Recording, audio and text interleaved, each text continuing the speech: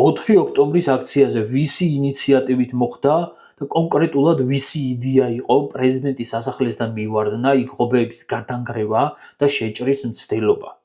ან ხალხი, ვინც ამაში მონაწილეობდით, რას ცდილობდით რომ მიგეღწიათ, რა იყო თქვენი მიზანი? იგივე წარმატებით შეგეძლოთ ზოოპარკში მივარდნოდით ზებრას. იმიტომ რომ ბიძინას ზებრას კიდევ უფრო მეტი წონა და პატივისცემა აქვს საქართველოში ვიდრე ყაველაშვილს. სულ რომ სასახლიდან კი არა, ქვეყნიდან გაქცეულიყო იმ მომენტში ყაველაშვილი, რომ გადამდგარიყო, რას მიაღწევდით? არაფერს. რა შეიცვლებოდა? არაფერი.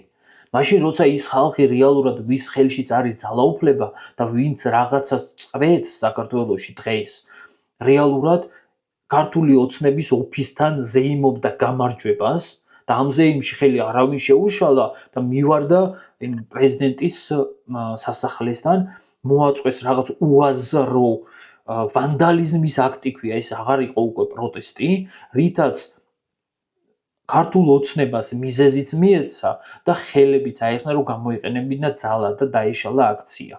რა იყო თქვენი მიზანი?